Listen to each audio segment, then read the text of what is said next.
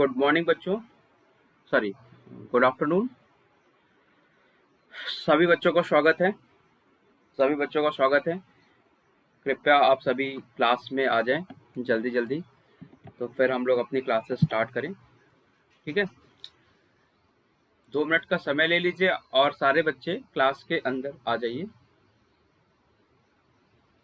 मुख्यमंत्री अभ्युदय योजना में मैं मिर्जापुर की टीम की तरफ से अखिल श्रीवास्तव आप सभी का वेलकम करता हूं, आप सभी का स्वागत करता हूं। और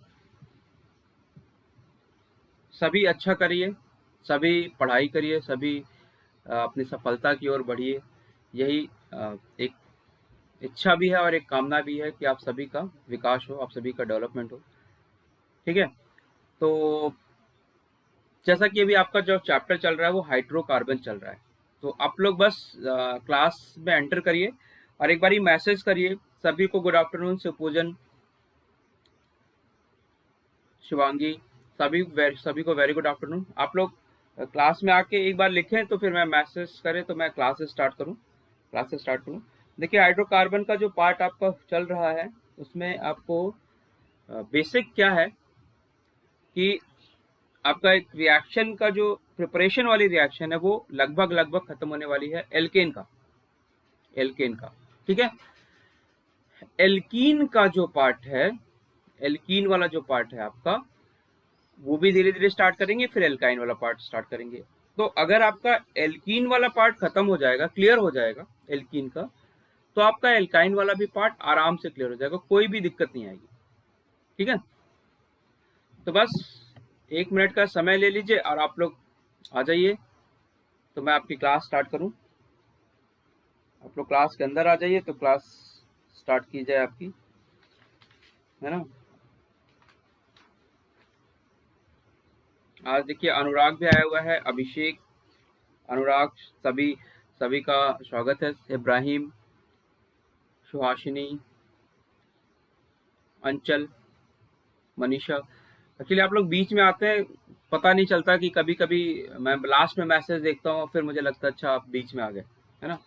तो कोई बात नहीं, तो स्टार्ट किया जाए क्लास स्टार्ट किया जाए, बताएं क्लास स्टार्ट करें। चलिए चलिए फिर क्लास स्टार्ट कर लेते हैं। सभी को साथ लेके हम आगे बढ़ते हैं। और दूसरी चीज, एक बहुत इंपॉर्टेंट चीज है, इस योजना का लाभ उठाइए, ये बहुत ही अच्छी योजना है। और आपको गवर्नमेंट की साइड से जो चीजें मिल रही हैं मुख्यमंत्री अभ्युदय योजना में, आपको जो फैसिलिटी मिल रही है वो बहुत ही रेयर मिल रही है। तो कोशिश करें इस फैसिलिटी का लाभ उठाएं और अपने सिलेक्शन की तरफ, आपके सिलेक्शन में जो हमसे हो सकता है वो हम करने की कोशिश कर रहे हैं, और जो आपसे हो सकता है वो आप भी करने की कोशिश करें। मतलब सिंपल सा है कि आपका एक ही काम है, पढ़ाई करना। ठीक है, पढ़ाई और मेहनत का कोई शॉर्टकट नहीं होता, तो आप पढ़ाई करिए और फिर उसके बाद हम लोग बहुत अच्छा करेंगे और रिजल्ट भी लाएंगे। कोशिश करिए कि मिर्जापुर से रिजल्ट आए, मेहनत करिए, 6 घंटे 5 घंटे 10 घंटे जो भी आप कर सकते हैं, जो अपने लेवल पे कर सकते हैं वो करें। चलिए, आप सभी को थोड़ा सा मैं अपने बारे में भी बता देता हूँ, सभी को पता तो है ही, कभी कभी कुछ नए स्टूडेंट भी रहते हैं तो थोड़ा सा दिक्कत होती है।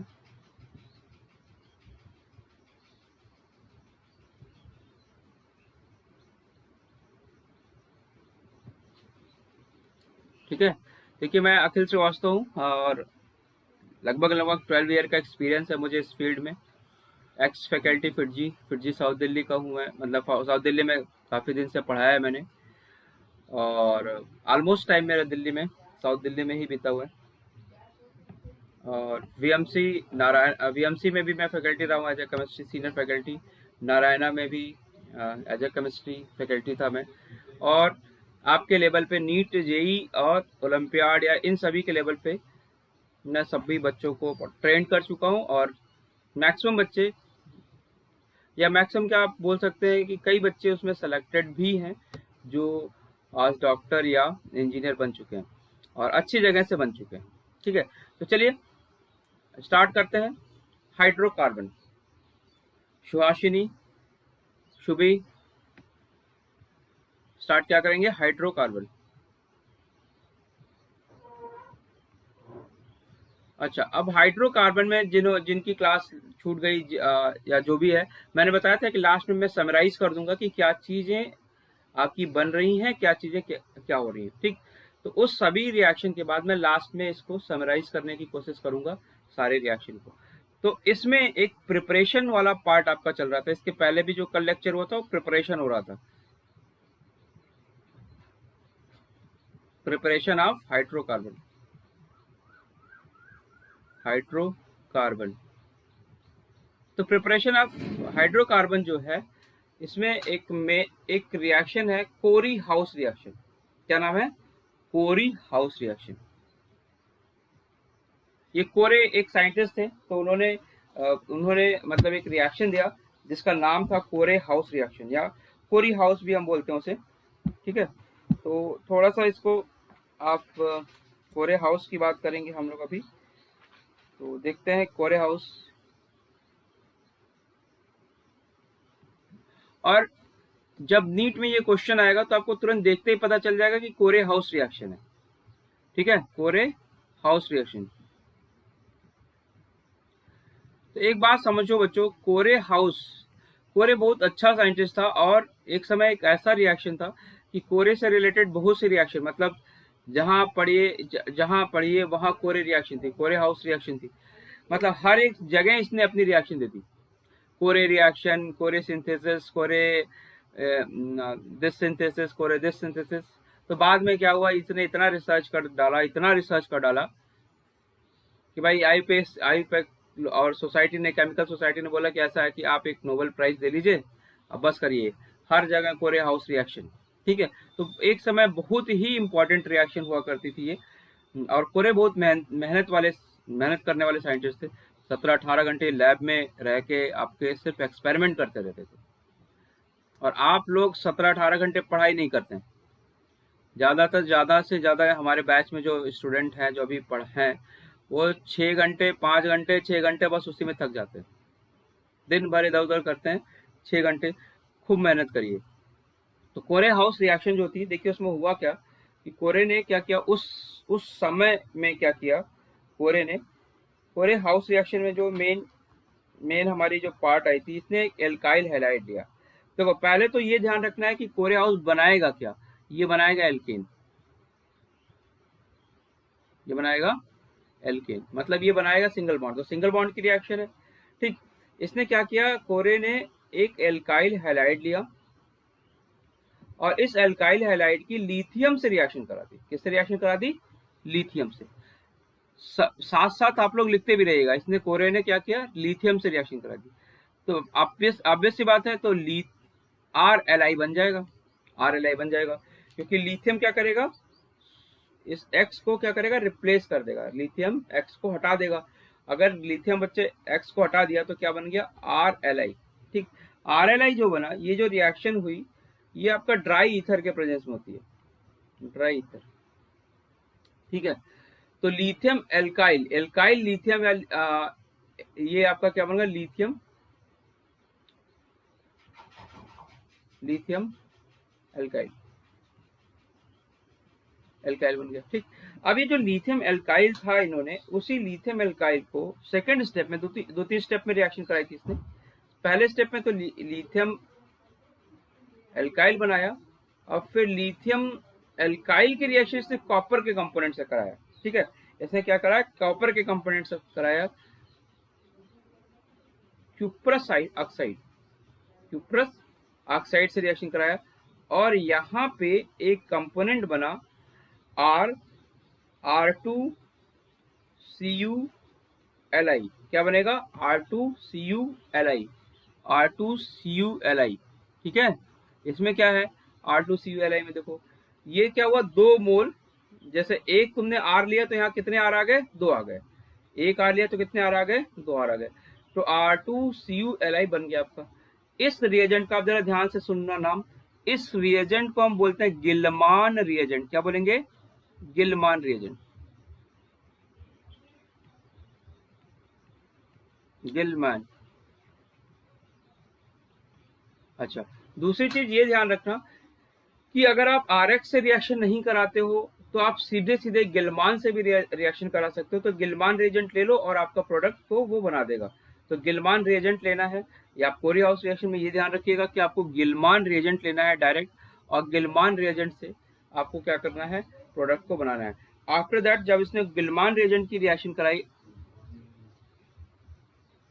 देखो इसका थर्ड स्टेप क्या था, इसने जो आपका गिलमान रिएजेंट बना वो ध्यान से समझना, R2CuLi, R2CuLi ये आपका गिलमान रिएजेंट बना। अब इस गिलमान रिएजेंट में की जो रिएक्शन है वो उसने करा दिया RX के, अगेन एक RX जो दूसरा एल्काइल है उससे रिएक्शन करा दी। अब यहाँ में उस R की जो वैल्यू है, जो एल्काइल ग्रुप है, एल्काइल ग्रुप किसको किसको नहीं पता है कि एल्काइल ग्रुप क्या होता है, किसको किसको नहीं पता एल्काइल ग्रुप क्या होता है। जो भी एल्केन होता है बच्चे, जो भी एल्केन होता है उसमें से अगर एक H हटा दोगे, एक H हटा दो तो ये क्या बन जाएगा, एल्काइल। क्या बन जाएगा, एल्काइल। अब एल्केन क्या होता है कि कार्बन की चारों वैलेंसी सिंगल बॉन्ड से सेटिस्फाइड कर दो तो उसे आप बोलेंगे एल्केन। तो बच्चे यहाँ पे देखो ये है एल्काइल, ठीक। एल्काइल का मतलब ये है कि किसी एल्केन से एक हाइड्रोजन को रिप्लेस कर दो। अगर मैं यहाँ पे दूसरा ले लेता हूँ, एक एग्जाम्पल ले लेता हूँ, C2 वाला ले लेता हूँ। देखो यहाँ पे C2 वाला लोगे तो एक 2C हो गया अभिषेक, 2C हुआ, और कितने H हुए, 6 H हुए, तो C2H6 हुआ। एक हाइड्रोजन निकाल दो तो ये क्या हो जाएगा, C2H5। तो इसको भी हम बोलेंगे एल्काइल। तो एल्काइल का मतलब सिर्फ इतना ही है कि आप एक हाइड्रोजन को रिप्लेस कर दीजिए, लेकिन कहाँ से, एल्केन से, तो इसे आप बोलते हैं एल्काइल। तो दूसरा एल्काइल जो ग्रुप है उसकी रिएक्शन आप कराएं। अच्छा, इसको जब आप कराएंगे अब क्या होगा, देखो अब क्या होगा, यहाँ पे जो दूसरा एल्काइल है ना वो बैक साइड से वो रिएक्शन करता है, बैक साइड से इसके ऊपर अटैक करता है। तो अब ये जब अटैक करेगा तो यहाँ आपका एक दूसरा कंपोनेंट बनेगा RR-, क्या बनेगा, RR-। ये है एल्केन, RR- बना तो क्या हुआ, ये एल्केन। तो यहाँ पे ये ध्यान रखना है कि पहली चीज ये क्या बनाया, एल्केन बनाया। बाकी आपके बाई प्रोडक्ट के फॉर्म में आ जाएंगे, जैसे CuX भी बन सकता है, CuX, LiX, ये सब बन जाएगा, लेकिन आपका मेजर प्रोडक्ट क्या होगा, एल्केन होगा। ठीक है, ये आपका कोरे हाउस रिएक्शन बोली जाती है, एल्केन। ठीक है, तो शिवपूजन एक क्वेश्चन दे रहा हूं मैं, शिवपूजन एक क्वेश्चन दे रहा हूँ, एक तो बहुत ही सिंपल सा क्वेश्चन दे रहा हूँ, ये भी क्वेश्चन बहुत इजी है। मान लीजिए मैंने CH3X लिया, इसकी मैंने लिथियम से रिएक्शन करा दी ईथर के प्रेजेंस में, और ये बन गया क्या, ए के बाद क्या हुआ, इसकी मैंने कॉपर आयोडाइड यानी क्यूप्रस आयोडाइड से रिएक्शन करा दी, ये बन गया बी। अब इस जो बी बना आपका, उस बी की रिएक्शन मैं करा रहा हूं C2H5X से, तो अब C2H5X से, तो अब आपका बन गया, क्या बना, ABC। फिर से सुन लो इसे, एल्काइल हैलाइड यानी CH3X की अगर मैं लिथियम ईथर से रिएक्शन करा रहा हूं तो क्या बना, ए। इसकी मैं CuI से रिएक्शन करा दूं तो बनेगा बी, और इसकी C2H5X से रिएक्शन करूं तो बनेगा सी। बात समझ में आ रही सभी बच्चों को। तो मैं क्या आपसे पूछ सकता हूं ABC क्या है, क्या मैं आपसे पूछ सकता हूं ABC क्या है। बस आपको कुछ नहीं करना है, सिर्फ एक ही काम करना है कि आपको जो आपकी रिएक्शन है कोरे हाउस सिंथेसिस, लिथियम ईथर देख लो, एल्काइल हैलाइड देख लो, तो पूरी केमिस्ट्री में यही समझ लेना कि ये कोरे हाउस पे एक बार जरूर सोचना, ये कोरे हाउस रिएक्शन हो सकती है। क्लियर है, चलिए जल्दी जल्दी बताइए जरा ये क्या होगा, फिर मैं आपको एक बार आपको रिवीजन करा देता हूँ कि कोरे हाउस में क्या हुआ था, फिर आपको याद रहेंगी। बहुत ध्यान से देखो, पढ़ा करो तुम लोग, है ना, बहुत ध्यान से पढ़ा करो। रीजन बीन की आप पिछले साल थोड़ा बहुत पढ़ाई करके, थोड़ा बहुत ही पढ़ाई की अपने उसमें, जो भी आपका टाइम स्पैन है, और अब आपके पास जो कंपटीशन देने जा रहा है उसमें सब कुछ आएगा, थोड़ा सा उसके बेसिस पे आपको देखना पड़ेगा कि क्या क्या चीजें हैं। तो मैं ये थ्योरी लिखाया नहीं, मैंने आपको कोरे हाउस में बता दिया कि कोरे हाउस में क्या हुआ, एल्काइल हैलाइड हुआ, इसकी किससे रिएक्शन कराएंगे बेटा, लिथियम से, किसके प्रेजेंस में, डाई ईथर के प्रेजेंस में, क्या बनेगा, lithium alkyl, lithium alkyl. Again this lithium alkyl react with cuprous cuprous iodide या कॉपर का आयोडाइड बोल सकते हैं आप इसे। तो ये क्या बनाएगा, एक गिलमान रिएजेंट बनाएगा। और गिलमान रिएजेंट क्या होता है, R2CuLi, and after this R2CuLi react again with the other alkyl halide और ये एल्केन में कन्वर्ट हो जाता है। ये रिएक्शन आपकी कोरे हाउस है। तो जल्दी से आप लोग काम करिए, जल्दी जल्दी फटाफट बताइए क्या बनेगा। ABC, आलोक जल्दी से बताओ ABC क्या होगा। अभिषेक लिखिए ABC क्या होगा। चलिए, मनीषा, शुभी, वैष्णवी। अब आप लोगों को हिंदी इंग्लिश में कोई प्रॉब्लम तो नहीं होती होगी, हिंदी इंग्लिश में कोई प्रॉब्लम नहीं होती होगी।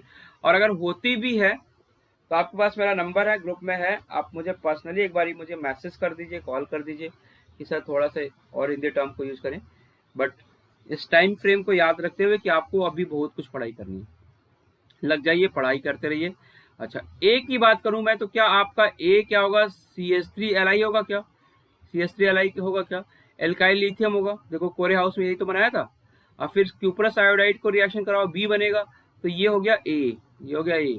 बी क्या होगा, इसका गिलमान रिएजेंट बना दो, इसका गिलमान रिएजेंट बना लो। तो क्या बनाओगे, CH3Cu ये होगा गिलमान रिएजेंट। फिर क्या होगा, C2H5 से वो रिएक्शन कराएगा, बी ये हो गया। अब इसी बी की रिएक्शन यहाँ पे इस पे करा रहे हो ना, तो एक CH3 उठा के किससे जोड़ देना, C2H5 से। एक CH3 किससे जोड़ दिया, C2H5 से। तो क्या बन गया आपका, देखो एक कार्बन यहाँ और दो कार्बन यहाँ, तो कितने कार्बन हो गए, 3 कार्बन। तो C3H7 बनेगा बेटा। या आप इसे देखिए, इसको ही आप लिखते हैं, देखो इधर का CH3 आया तो इसको लिख दो CH3, इधर का C2H5 आया तो इसको लिख दो C2H5। देखोगे जोड़ोगे तो 2 कार्बन हुआ, 3 कार्बन हुआ। देखो 2 1 3 कार्बन हुआ। अब 5 3 8, ये सॉरी ये गलती कर दिया क्या हमने, ये ऐसे C3H8 ये आपका एल्केन बन जाएगा। लिख लो इसे।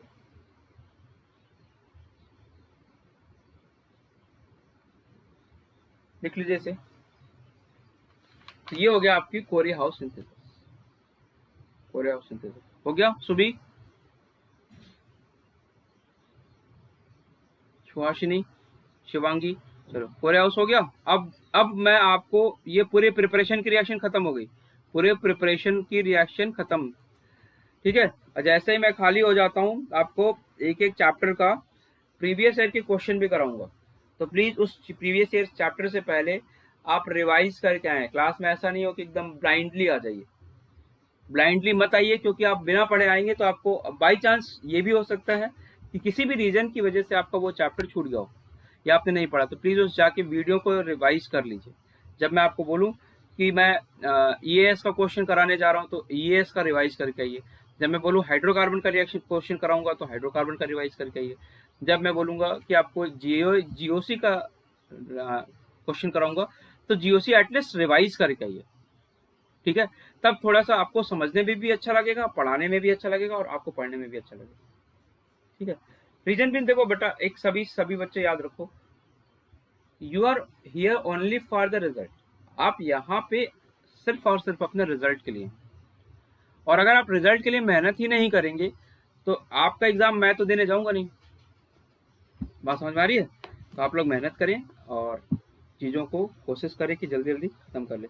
तो चलिए एक बार प्रिपरेशन बता देता हूँ मैं आपको एक शॉर्ट में। जिन्होंने अभी आपने 1-2 लेक्चर देखा, उस 2 लेक्चर का सार एक लाइन में बता देता हूँ कि अगर मैं प्रिपरेशन की बात करूँ अगर मैं प्रिपरेशन की बात करूँ, प्रिपरेशन का मतलब होता है बनाना,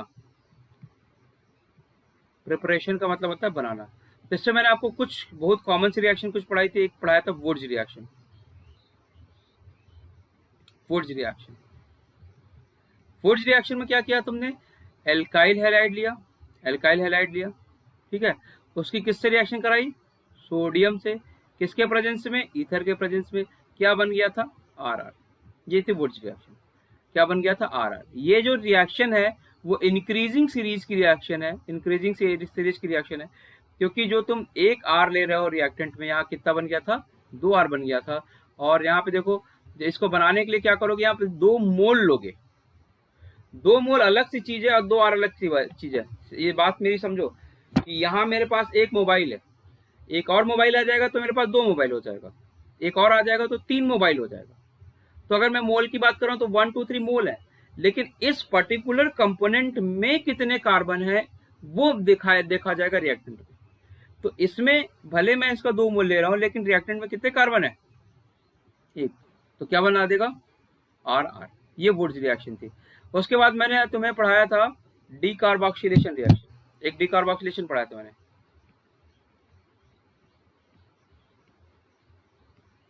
डीकार्बोक्सिलेशन रिएक्शन। तो जिन्होंने अभी तक नहीं भी देखा है तो एटलीस्ट इतनी चीज देख लीजिएगा, इसमें से भी क्वेश्चन बन जाएंगे।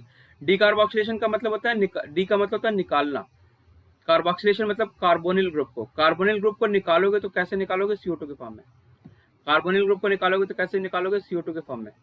ठीक है, तो आप CO2 को निकाल दीजिए, कार्बोनिल ग्रुप यहाँ पे, तो आपका क्या बनेगा, देखो RCO। इसमें करते क्या है, सोडियम एसिटेट ले लेते हैं, सोडियम एसिटेट, ये सोडियम है और ये एसिटिक एसिड का है पार्ट।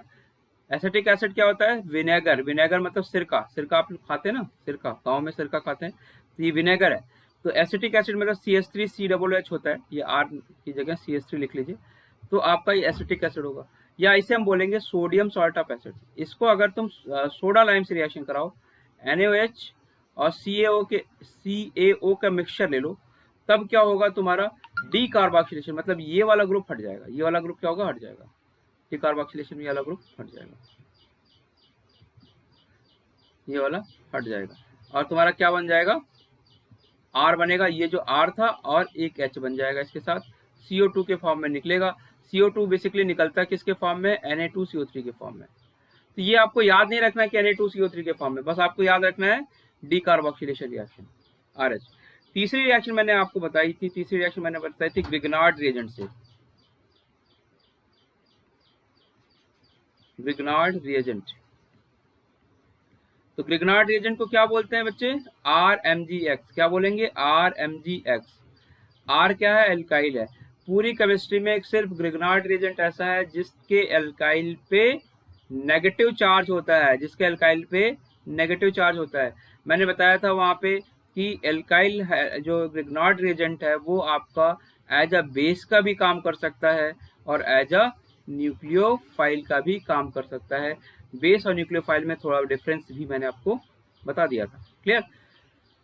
तो भाई शिवपूजन जी जरा ये बताइए कि इसको मैं बेस से रिएक्शन कराऊंगा तो क्या बनेगा, एल्केन। क्या बनेगा शिवपूजन, एल्केन। तो भाई बेस से रिएक्शन कराऊंगा तो एल्केन बनेगा। बेस पता कैसे चलेगा, पता कैसे चलेगा कि वो बेस से रिएक्शन कराई, तो मैंने आपको बताया था कि जो RMgX की रिएक्शन किसी भी ऐसे ग्रुप से करा दूं जिसके पास एसिडिक हाइड्रोजन है, एसिडिक हाइड्रोजन का मतलब क्या हुआ कि वो मोर इलेक्ट्रोनेगेटिव एटम से जुड़ा हुआ है। अगर वो मोर इलेक्ट्रोनेगेटिव एटम से जुड़ा हुआ है, जैसे यहाँ पे देखो ऑक्सीजन से हाइड्रोजन जुड़ा हुआ है, सल्फर से हाइड्रोजन जुड़ा हुआ है, फिनॉल ले लो, ठीक है, बेंजोइक एसिड ले लो, एसिटिक एसिड ले लो, कुछ भी ले लो, लेकिन एसिड हो, वो एसिड हो, तो वो क्या बनाएगा, इन सभी में तुम्हारा क्या बना देगा, RH, यानी कि एल्केन बनाएगा। ये ग्रिग्नार्ड रिएजेंट की खास बात है। न्यूक्लियोफाइल वाले रिएक्शन मैंने अभी नहीं पढ़ाया है, न्यूक्लियोफाइल ये 12th के टॉपिक में आएगा, 12th की बातों में हम क्लास में आपको इसको डिस्कस करेंगे, मतलब अब और जल्दी ही आपका 12th भी स्टार्ट होने वाला है।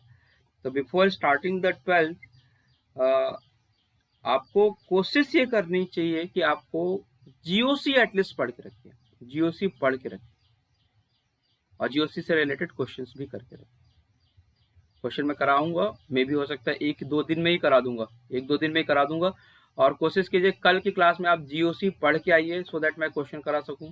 कल नहीं करा पाऊंगा तो परसों कराऊंगा, परसों श्योर करा दूंगा, लेकिन पढ़ के आइए तो आपको थोड़ा सा अच्छा लगेगा। एक तो मैंने ग्रिग्नार्ड एजेंट से बताई थी, डीकार्बोक्सिलेशन बताई थी, फिर कोलवे इलेक्ट्रोलिसिस सिखाई थी आपको, कोलवे इलेक्ट्रोलिसिस। क्या बताया था, Colway electrolysis, Colway electrolysis, Colway electrolysis में मैंने बोला था कि इलेक्ट्रोलिसिस करना है तो फ्री रेडिकल रिएक्शन को सपोर्ट करेगा। अब ये मैंने आपको पढ़ाया है कि फ्री रेडिकल कहाँ बनता है, कैसे बनता है। अब यहाँ पे अगर तुम कोलवे इलेक्ट्रोलिसिस कराओगे तो इसमें भी एसिटिक ऐसा सोडियम सॉल्ट ऑफ एसिटेट ले लेना। हाँ, इसको जब तुम तोड़ोगे तो क्या बनेगा, एसिटेट आयन बन जाएगा, एसिटेट आयन बन जाएगा और एक सोडियम बन जाएगा। इसकी एक रिएक्शन कैथोड पे होगी, एक रिएक्शन एनोड पे होगी। जो आपकी कैथोड और एनोड पे रिएक्शन होगी, कभी भी आपका सोडियम रिलीज नहीं होगा वहां पे क्या रिलीज होगा, हाइड्रोजन रिलीज होगा, एक पार्ट। दूसरा मैंने ये बोला था कि ये वाला जो पार्ट है जो दूसरे टर्मिनल पे जाएगा वो क्या करेगा, फ्री रेडिकल बनाएगा। कौन सा फ्री रेडिकल बनाएगा, CH3 फ्री रेडिकल, और CO2 गैस निकल जाएगी। ये CH3 फ्री रेडिकल दूसरे CH3 फ्री रेडिकल से रिएक्ट करेगा। ये सब हो चुका है, ये बस मैं आपको फटाफट रिवाइज करा रहा हूँ सो दैट आपको ध्यान रहे कि आपका कोलवे इलेक्ट्रोलिसिस में ये कर दिया था। डीकार्बोक्सिलेशन हो गया, वुड्स रिएक्शन हो गई, देखो क्या था, RMGX की रिएक्शन हो गई, डीकार्बोक्सिलेशन हो गई, वुड्स हो गई, और कोलवे इलेक्ट्रोलिसिस हो गई। और एक मैंने आपको क्लीमेंशन रिडक्शन और क्या बताया था इसके कल वाली क्लास में, क्लीमेंशन और वुल्फ क्रिस्टनर रिएक्शन। ठीक है, वुल्फ क्रिस्टनर और क्लीमेंशन। तो वुल्फ क्रिस्टनर का जो रिएजेंट है, Wolff Kishner to the point बता रहा हूँ, NH2 हाइड्रोजन लिया था आपने किसमें, बेसिक मीडियम में, बेस क्या था KOH, और आपने क्या बनाया था, एल्केन। एल्केन बनाने के लिए आपने क्या किया था, वुल्फ क्रिस्टनर में आपने क्या किया, ये जो पार्ट है इसको ऊपर वाले को गायब कर दिया, ऊपर वाले गायब कर दिया, ये बन गया था। तो जो भी कार्बोनिल ग्रुप हो उसको उठा के गायब कर दीजिए, बन जाएगा। अगर आप इसको डायरेक्ट ऐसे करेंगे वुल्फ क्रिस्टनर में तो आपका ये वाला पार्ट बन जाएगा, है ना। इसके बाद मैंने आपको बताया था क्लीमेंशन रिडक्शन। क्लीमेंशन रिडक्शन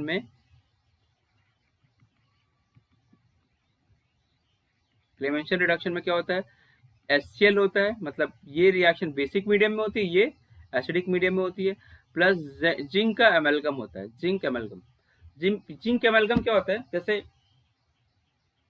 आप डॉक्टर बनेंगे ही आप, है ना, आप डॉक्टर बनेंगे ही। तो जिंक एमेल्गम क्या होता है, जो पहले आपने देखा होगा दांत फिल करते थे, दांत को किसी के दांत में अगर प्रॉब्लम है तो टिथ में क्या होता है, कैविटी बन जाती है, इसको आप खोड़ा बोलते हैं गाँव में।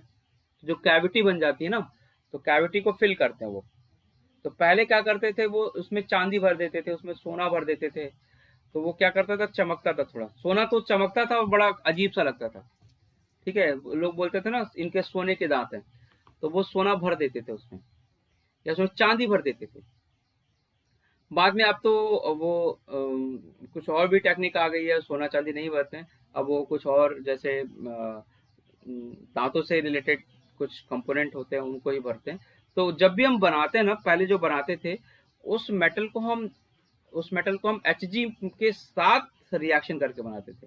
Hg मतलब मरकरी, और उसी को हम बोलते हैं उसका एमेल्गम, इसको बोलते हैं एमेल्गम, जिंक इसका नाम होता है एमेल्गम। जिसको नहीं पता वो देख लीजिएगा। देखिए आपके बैच में कई बच्चे ऐसे हैं जो पास आउट के बच्चे हैं, पास आउट मतलब कि 12th उन्होंने कर लिया है। कुछ ऐसे बच्चे हैं जो 11th से 12th में आए हैं, कुछ बच्चे ऐसे हैं जो 12th अभी अभी किया है। 3 तरह की कैटेगरी है आपकी क्लास में, है ना।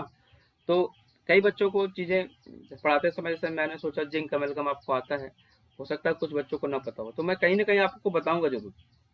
लेक्चर ध्यान से सुनते रहिए, कहीं ना कहीं चीज़ें बताएंगे। तो क्लीमेंसन रिडक्शन में भी आप यही करते हैं, कार्बनिल कंपाउंड को रखते हैं और एल्केन को बना देते हैं। तो ये सारी चीज़ रिएक्शन मैंने आपको करा रखी थी, मैंने एक बार आपको रिवीजन करा दिया, मेरे ख्याल से सारा बता दिया मैंने आपको। अब हम बात करते हैं बच्चों, और कोलवे इलेक्ट्रोलिसिस बता दिया मैंने आपको, और एक कोरी हाउस अभी आपको सिखाया मैंने थोड़ी देर पहले। कोरी हाउस रिएक्शन, ये एल्काइल हाइड्राइड ले लो, और एल्काइल हाइड्राइड की आप कॉपर से रिएक्शन करा दो, लिथियम से रिएक्शन करा दो, लिथियम की क्यूप्रस आयोडाइड से रिएक्शन करा दो, और क्यूप्रस आयोडाइड के बाद अगेन दूसरा, अगर तुम चाहते हो दूसरा एल्काइल ग्रुप ऐड करना चाहते हो तो दूसरा RX की रिएक्शन करा दो, बन जाएगा। चलो अब बात करते हैं बेटा केमिकल प्रॉपर्टी। क्या बात करते हैं, केमिकल प्रॉपर्टी।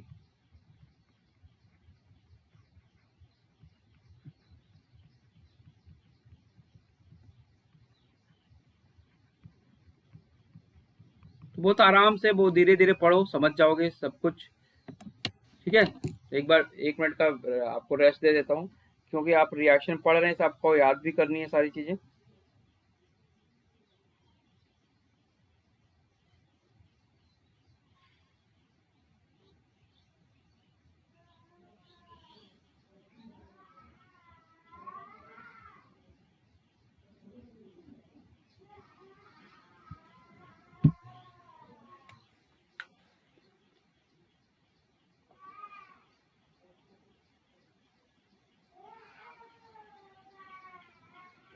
ठीक है, चलो अब केमिकल प्रॉपर्टी स्टार्ट करें क्या?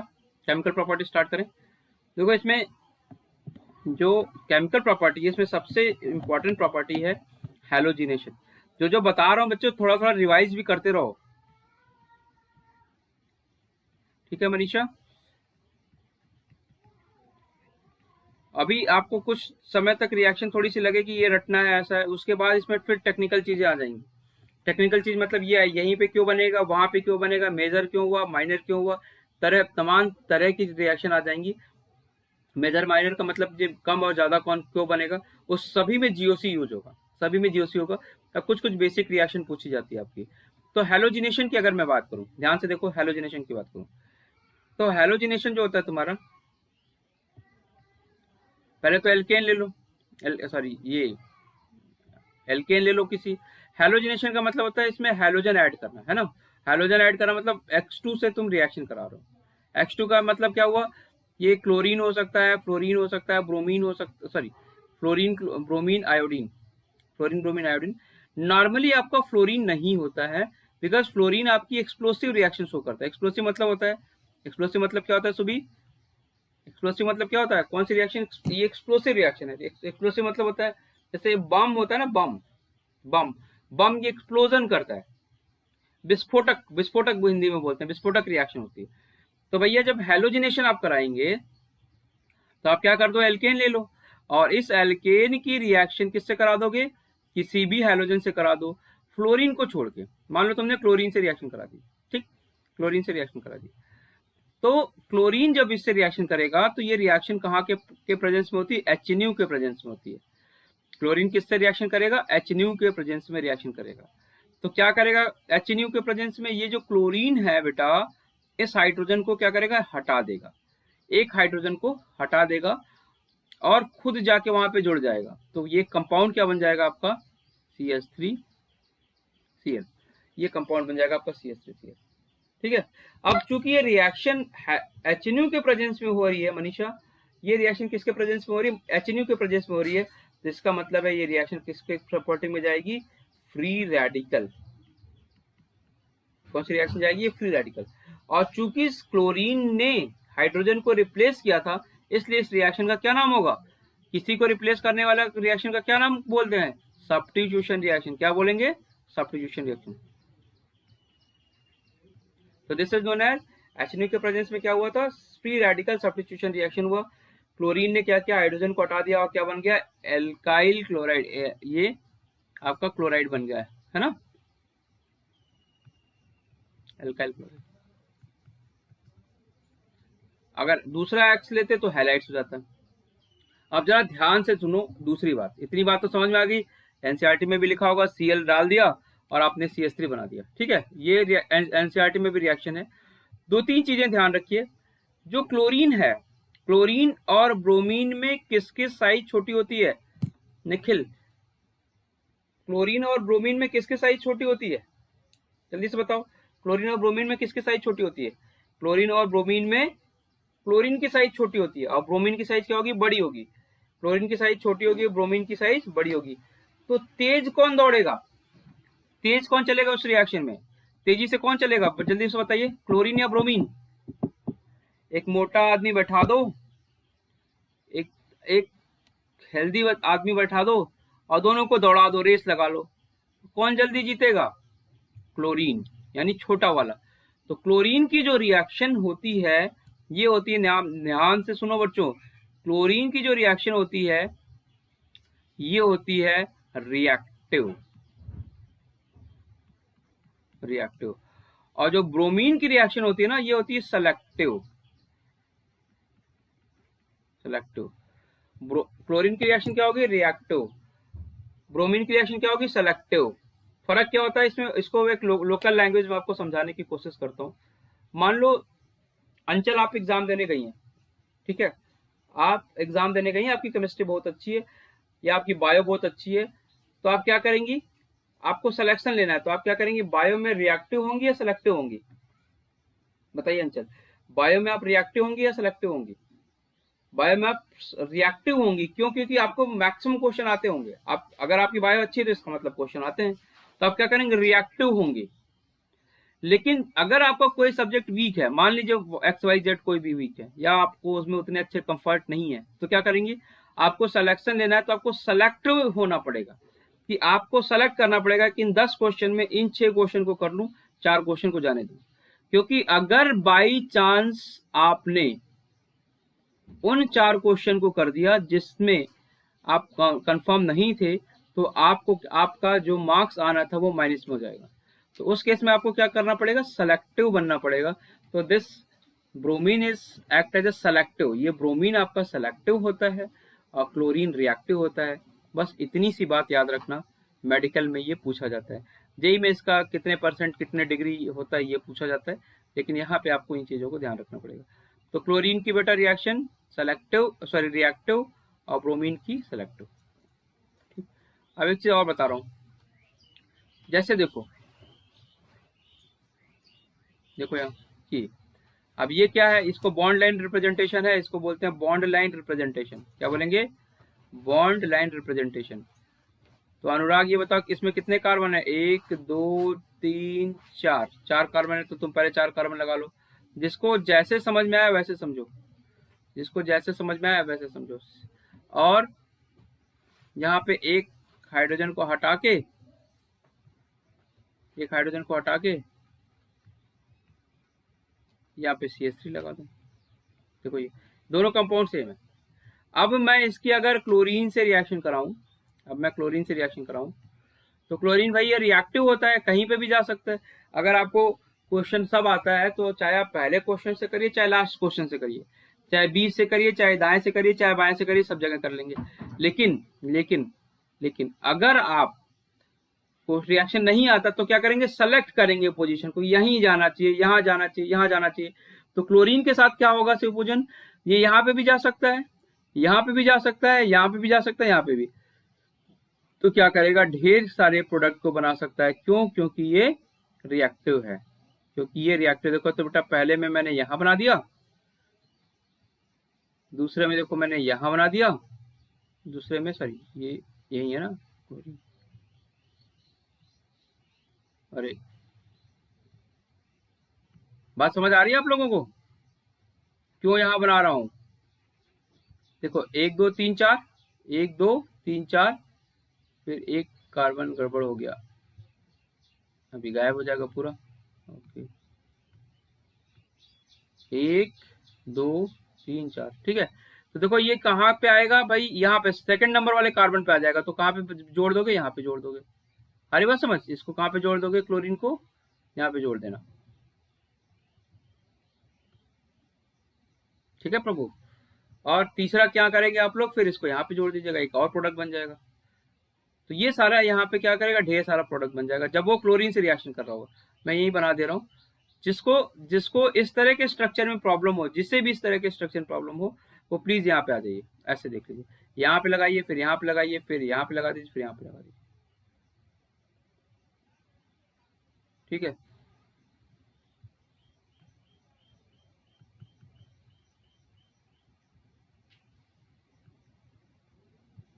यहाँ पे लगा दो, फिर यहाँ लगा दो, बस हो गया। ऐसे ऐसे ऐसे कई ढेर सारे प्रोडक्ट बनेंगे। मेजर प्रोडक्ट क्या होगा, ये वाला बनेगा, क्योंकि यहाँ पे जो फ्री रेडिकल बनता है मनीषा, वो ज्यादा स्टेबल होता है। अब फ्री रेडिकल की स्टेबिलिटी ये सब सिखा रखा है, यहाँ पे फ्री रेडिकल अगर बनाओगे तो ज्यादा स्टेबल होगा, तो ये मेजर होगा, लेकिन बनेगा सब। लेकिन अगर यही रिएक्शन मैं ब्रोमीन के साथ करा दूं, ब्रोमीन के साथ करा दूं, तो सबसे मेजर प्रोडक्ट आपका बनेगा ये वाला। यहाँ पे आप क्लोरीन लगा दीजिए। अब देखो कुछ बच्चे कहेंगे सर आपने यहाँ नीचे लगा दिया, यहाँ ऊपर लगा दिया, भैया कहीं लगा दीजिए, कुछ भी कर दीजिए। वैलेंसी 4 होनी चाहिए, वैलेंसी 4 कार्बन 4 बॉन्ड से सेटिस्फाइड होनी चाहिए। क्लोरीन को नीचे लगा दो, ऊपर लगा दो। ये क्लोरीन के साथ मेजर प्रोडक्ट होगा, सॉरी ब्रोमीन के साथ ये मेजर प्रोडक्ट होगा। क्यों? क्योंकि ब्रोमीन आपका सेलेक्टिव होता है, वो वहां सेलेक्ट करेगा जहां पे आपका मेजर प्रोडक्ट बने। क्लोरीन क्या होगा, रिएक्टिव होता है, उसके साथ जो भी आएगा सभी पार्ट को उड़ा देगा और वहां पे वो प्रोडक्ट बना देगा। तो ये एक बेसिक चीज है। और अगर आपको किसी को भी प्रॉब्लम है तो जरा समझिएगा कि अगर ये फ्री रेडिकल रिएक्शन है, फ्री रेडिकल रिएक्शन है, तो यहाँ भी फ्री रेडिकल बन सकता है, यहाँ भी फ्री रेडिकल बन सकता है, यहाँ पे भी फ्री रेडिकल बन सकता है, यहाँ पे भी बन सकता है, यहाँ पे भी बन सकता है। तो ये आपका एक होमवर्क है कि कौन सा फ्री रेडिकल ज्यादा स्टेबल है, कौन सा फ्री रेडिकल ज्यादा स्टेबल है। आपको यही वाला दिखेगा, वहीं पे ब्रोमीन को चिपका देना, वहीं पे ब्रोमीन को क्या करोगे, चिपका देना। ठीक है, बात समझ में आई आप लोगों को? वहीं पे ब्रोमीन को अब क्या करना, चिपका देना। चलिए, तो ये हो गई आपकी हैलोजिनेशन खत्म हो गई। इतनी आपको चीजों आपको हैलोजिनेशन में याद रखना पड़ेगा। बाकी तो इतने इसके बाद आपको रिएक्शन को ध्यान नहीं पड़ना करना पड़ेगा। इसकी कुछ मैकेनिज्म होती है, कुछ मैकेनिज्म को फॉलो करता है। मैकेनिज्म भी आपके नीट में नहीं पूछा जाता है, जेई में पूछा जाता है। तो मैकेनिज्म में बहुत ज्यादा नहीं है, मैं 1 मिनट में बता रहा हूँ। देखो मैकेनिज्म में किसी भी मैकेनिज्म का 3 स्टेप होता है। एक होता है इनिशिएशन, एक होता है प्रोपोगेशन, एक होता है टर्मिनेशन। ठीक, initiation, propagation, termination. Initiation, propagation, termination है क्या, ये बता देता हूँ। अच्छा, अब जब तुम प्रिपरेशन करने आए हो मेडिकल की, तो ये वाला स्टेज क्या है, ये इनिशिएशन है। तुमने इनिशिएट किया, तुमने इस योजना को ज्वाइन किया, तुमने इस योजना का एग्जाम दिया। ऐसा भी हो सकता है कि कई लोग इस योजना का एग्जाम ही नहीं दिए हों, लेकिन तुमने एग्जाम दिया, तो तुमने क्या किया, इनिशिएट किया। इनिशिएट मतलब प्रारंभिक अवस्था, यानी इनिशिएशन होगा। फिर जब तुम पढ़ाई करने लगे तो ये क्या हो जाएगा, प्रोपोगेशन। ठीक है, ये क्या हो जाएगा, प्रोपोगेशन। इसका हिंदी आप देख लीजिएगा। प्रोपोगेशन के बाद टर्मिनेशन मतलब होता है जो समाप्त होने वाली कंडीशन है। मतलब आपका एग्जाम आपने क्या किया, बाद में एग्जाम को लास्ट में क्लियर कर लिया, तो इसे हम बोलते हैं टर्मिनेशन। अगर आप कहीं मेट्रो स्टेशन पे जाइए तो वहां पे लिखा होता है टर्मिनल पॉइंट, टर्मिनेशन पॉइंट, मतलब यहां से वो खत्म हो जाएगा, तो दैट इज द टर्मिनेशन। तो किसी भी मैकेनिज्म का 3 पार्ट होता है, इनिशिएशन स्टार्ट करना, प्रोपोगेशन मतलब उसको आगे बढ़ाना, और टर्मिनेशन मतलब क्या होता है, खत्म होना। तो जो इनिशिएशन होता है, चूंकि यहाँ पे क्लोरीन और क्लोरीन में जो होता है, यानी जो हेलोजेंस होता है, वो बॉन्ड टूटता है और आपका बनता है Cl free radical, Cl free radical बनता है। अब CCl में ही बॉन्ड क्यों टूटता है, CH4 में क्यों नहीं टूटता है, ये सब भी, इस सब का भी रीजन है, बट आपको इतना पूछा नहीं जाएगा। बस आपको ये ध्यान रखना पड़ेगा कि जो पहला स्टेप है, HNU से Cl ही टूटता है। ठीक, और क्यों टूटता है, क्योंकि देखो दोनों Cl एक दूसरे को खींचते हैं, लेकिन यहाँ पे ऊपर वाले में इलेक्ट्रोनेगेटिविटी डिफरेंस कम होता है, तो वो क्या करेगा, खींचेगा नहीं। तो जितने भी जेई के बच्चे हैं उनके लिए ये थोड़ा सा इंपॉर्टेंट है। तो देखो इससे खींचेगा। अब प्रोपोगेशन में क्या होगा, प्रोपोगेशन यानी सेकंड स्टेप में क्या होगा, ये जो फ्री रेडिकल बना दिया तुमने ना, फ्री रेडिकल बना दिया, ये तुम्हारा इस पे रिएक्ट करता है, सॉरी CH4 पे अटैक करता है, CH4 पे अटैक करता है। तो जब ये CH4 पे अटैक करेगा ना, CH4 पे अटैक करेगा, देखिए आपको हो सकता है लगे अरे ये क्या है, थोड़ा सा टफ लग रहा है, लेकिन आपको थोड़ा सा मेहनत करनी पड़ेगी। तो क्या करेगा, ये जब इस पे अटैक करेगा ना इधर से, तो एक H से रिएक्ट कर जाएगा और यहाँ पे CH3 बना लेगा, एक H बना लेगा, CH3 बना लेगा। ठीक, दो। अब जरा सिस्टम में देखो तुम्हारे पास कितने फ्री रेडिकल बन गए। तुम्हारे पास एक तो फ्री रेडिकल बन गया Cl का, एक बन गया CH3 का, एक H का बन रहा है, तो H से रिएक्शन करके H2 बना लेगा। तो जो आप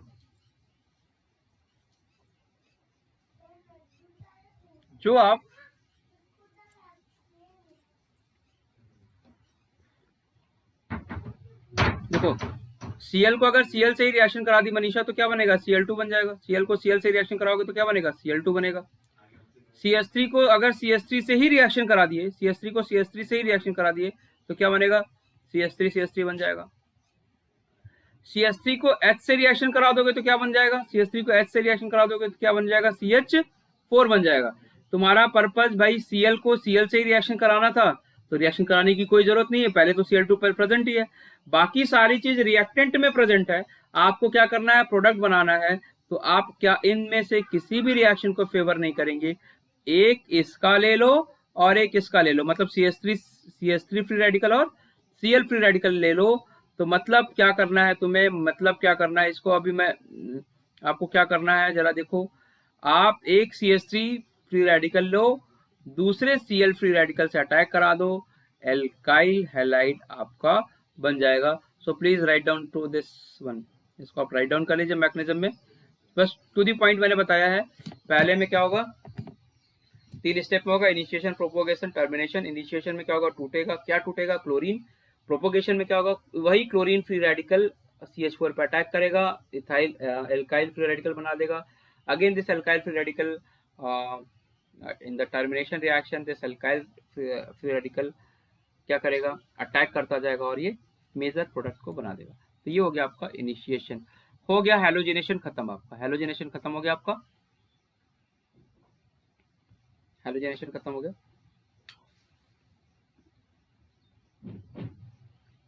लिख लो इसे। आलोक, आज मैंने आपसे थोड़ी बातें कम की, नहीं नाम भी नहीं लिया जाता, फिर बात नहीं। अंचल, सुबी,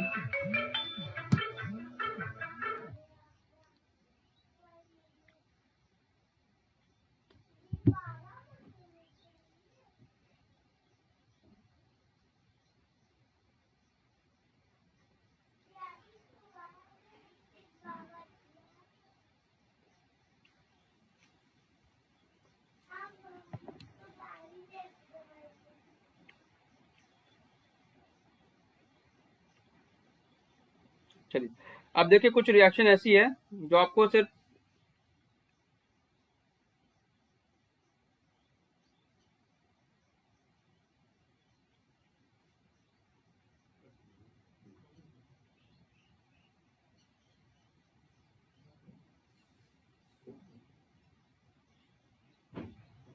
एक मिनट बेटा, एक मिनट बच्चों, एक मिनट रुकिए।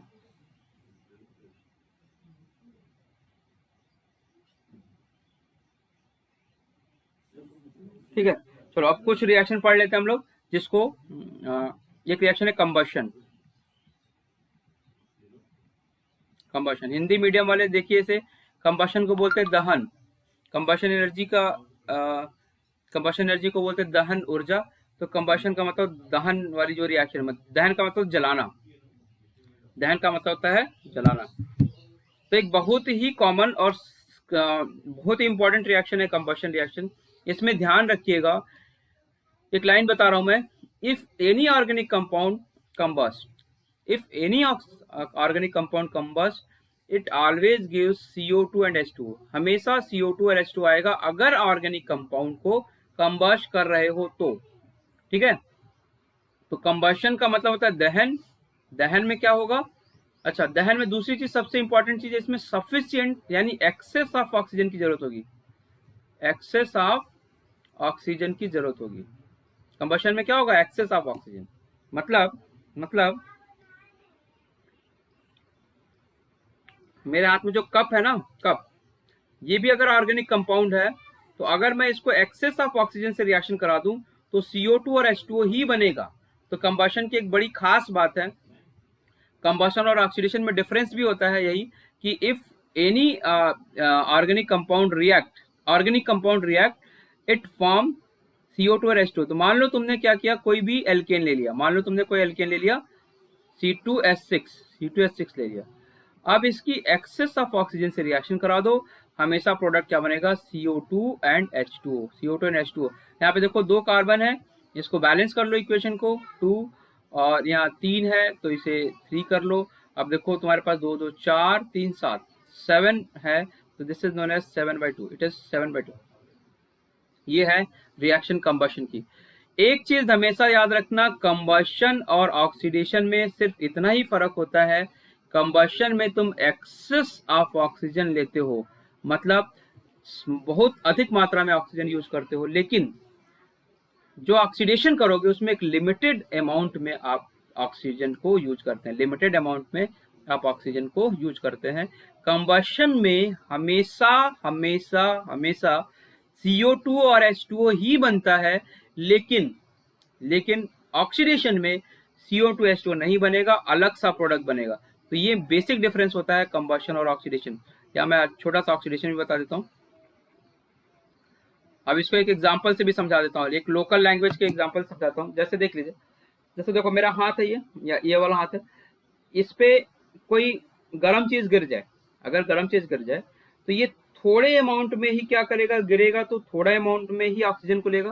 तो आप देखेंगे इसमें एक वो बन जाता है ना, ऐसा गुब्बारे जैसा फूल जाता है जलने के बाद, तो वैसा होगा। तो that reaction is known as oxidation. लेकिन मैं सफिशिएंट ऑक्सीजन लेके इसको जला दूं तो ये गायब भी हो जाएगा CO2H2O में। तो ये डिफरेंस है बेसिक। तो कंबशन में फिर से सुन लो, दहन में एक्सेस ऑफ ऑक्सीजन लेंगे, ऑक्सीडेशन में लिमिटेड ऑफ ऑक्सीजन लेंगे। दहन यानी कंबशन में हमेशा CO2 और H2O बनेगा, आप उसे बैलेंस कर लीजिएगा। ऑक्सीडेशन में CO2 और H2O की जरूरत नहीं है, डिफरेंट प्रोडक्ट बनते हैं ऑक्सीडेशन में। ठीक है, डिफरेंट प्रोडक्ट बनते हैं ऑक्सीडेशन में। अच्छा ठीक है, चलो इतनी बात हो गई, समझ आ गई आप लोगों को कंबशन में। तो भाई कंबशन में क्या करोगे, CO2H2O बना दोगे, एक दूसरी रिएक्शन खत्म हो गई। एक रिएक्शन होती है पायरोलिसिस। पायरोलिसिस ये पढ़ के भी आइए, मैं पूछूंगा, पूछना स्टार्ट करता हूँ आप लोगों को। मुझे लग रहा है कि आप लोग पढ़ते हैं छोड़ते हैं, पढ़ते हैं छोड़ते हैं। पायरोलिसिस का मतलब होता है, इसको एक और रिएक्शन नाम देते हैं क्रैकिंग।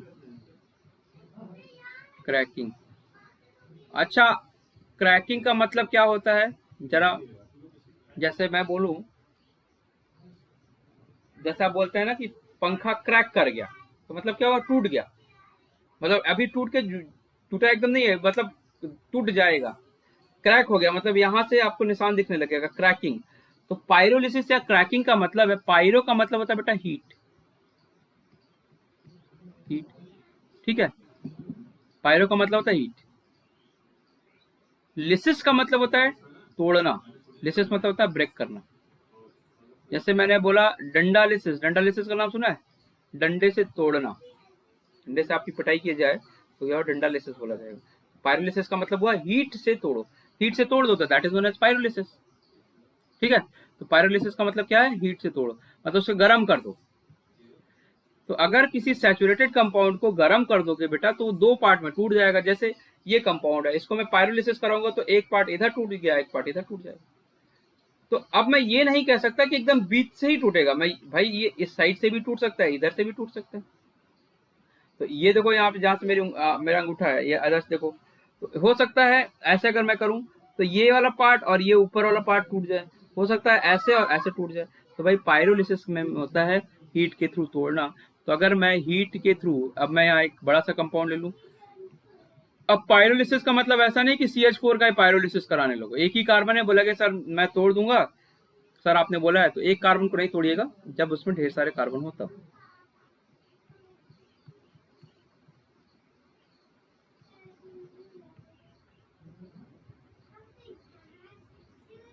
यहाँ देखो 3 4 5 कार्बन है, 5 कार्बन है बच्चे, इसको पायरोलिसिस कराओ तो हीट कर दो, यहाँ लिख दो पायरोलिसिस या हीट कर दिया, तो क्या होगा, 1 2 3, एक 3 का जोड़ा बना दो, एक 3 का जोड़ा बना दो, एक 2 का जोड़ा बना दो, एक 3 का जोड़ा बना दो, एक 2 का, तो 5 बन गए। ये आपको करना है। अच्छा, अब जब पायरोलिसिस में क्या होता है, एक सैचुरेटेड बनता है और एक अनसैचुरेटेड। इसका क्या खास बात है, एक सैचुरेटेड, एक सैचुरेटेड और एक अनसैचुरेटेड। तो आप अनसैचुरेटेड का मतलब है डबल बॉन्ड, तो चाहे डबल बॉन्ड इसके साथ लगाओ चाहे इसके साथ लगाओ, कोई फर्क नहीं पड़ता। अगर डबल बॉन्ड इसके साथ लगाओगे तो सिंगल बॉन्ड इसके साथ लगा देना बेटा, ये पायरोलिसिस की रिएक्शन है। अगर कोई बच्चा कहता नहीं सर मैं तो इसके साथ सिंगल बॉन्ड बनाऊंगा, इसके साथ डबल बॉन्ड बनाऊंगा, आपकी मर्जी है। अगर ये क्वेश्चन आएगा ऑप्शन में तो दोनों ही ऑप्शन रहेंगे, ये आपको सोचना है कि due to the pyrolysis, pyrolysis मतलब क्या है, लिसिस का मतलब होता है बेटा तोड़ना, बस इतना ध्यान रखना, लिसिस मतलब तोड़ना। ठीक है, मैं अगर आपको ऐसे पेन से मारूं और पेन से मारने के बाद आप टूट गए, जैसे मान लीजिए इसको मैंने पेन से मारा ऐसे, डिजिटल पेन से टूट गया, तो क्या होगा, ये पेन लिसिस या डिजिटल पेन लिसिस, इसका नाम लिख दीजिएगा, लिसिस मतलब तोड़ना, जिसे हम बोलते हैं पायरोलिसिस। क्योंकि हीट से तोड़ रहा था, इसका नाम हो गया पायरोलिसिस। तो अब इससे बात आपको समझ में आ गया होगा। 6 कार्बन लिया होगा तो 4 और 2 का कॉम्बिनेशन बन सकता है, 3 और 3 का कॉम्बिनेशन बन सकता है, किसी के साथ डबल बॉन्ड बना दो, किसी के साथ सिंगल बॉन्ड बना लो, तुम्हारी मर्जी है। तो this is known as pyrolysis. Hope कि आपको पायरोलिसिस भी समझ आ गया होगा, कंबशन समझ में आ गया। कुछ और रिएक्शन है, जैसे आइसोमेराइजेशन है, एरोमेटाइजेशन है, एक दो रिएक्शन और बची हुई है, उसको कोशिश करूंगा मैं आपको नेक्स्ट क्लास में कंप्लीट करने की।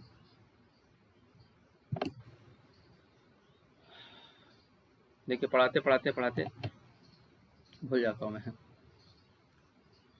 चलिए, तो मेरे ख्याल से आपको ये सारी बातें समझ आई होंगी। होप कि आप इसे रिवीजन भी करेंगे, होप कि आप रिवीजन भी करेंगे, और इसके बाद मैं आपको एक बार उठाऊंगा क्वेश्चंस, आपके सारे क्वेश्चंस कराने की कोशिश भी करूंगा। तो डेफिनेटली अगर आप मेहनत कर रहे हैं तो सिलेक्शन भी होगा और आप बहुत ही अच्छा करेंगे। तो ये ध्यान रखिए कि कैसे क्या है, कुछ चीज़ें आप लिखते जाइए, नोट्स बनाइए, है ना शिवांगी, अंचल, मनीषा, शिवपूजन, निखिल, नोट्स बनाते जाइए, लिखते जाइए। आप एक दिन अगर मिस कर जाते हैं बाई चांस किसी भी रीजन से, बारिश हो रही है, नेटवर्क नहीं है, आप शादी में गए हैं, आप कुछ कर रहे हैं, तो दूसरे दिन उसे पढ़िए, क्योंकि अगर दूसरे दिन नहीं पढ़ोगे तुम लोग, तो नहीं पढ़ोगे तो फिर वो, क्योंकि हर एक टॉपिक दूसरे से लिंक है, और जब चीजें लिंकअप है और आप नहीं पढ़ेंगे तो फिर दिक्कत हो जाएगी आपको, और फिर कहोगे कि सर समझ नहीं आया। तो पहला आप अपने साइड से मेहनत करिए, मैं अपने साइड से मेहनत करूँ, दोनों मिलकर रिजल्ट क्रिएट करें, इसकी कोशिश करिए, और एटलीस्ट आप कोशिश तो कर ही सकते हैं। तो ठीक है, हम लोग मिलते हैं फिर अगली क्लास में। Thank you to all, and take care of you and yourself, your relative, your parents, सभी का ख्याल रखिए, स्वस्थ रहिए, अच्छे से रहिए, और पढ़ाई करते रहिए, सो दैट आप रिजल्ट लाएं।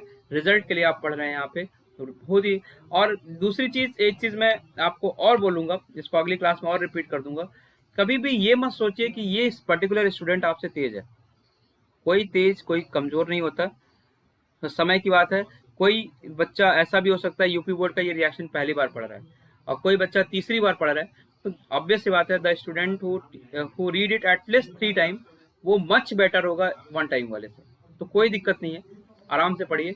हम लोग मिलते हैं नेक्स्ट क्लास में। Thank you to all, thank you to everyone. और जाते जाते एक बार वीडियो को भी लाइक कर देना, ऐसा बार बार बोलना पड़ता है तुम लोग को, एक बार थंब तो लगा ही सकते हो। ठीक है, चलो मिलते हैं फिर नेक्स्ट क्लास में।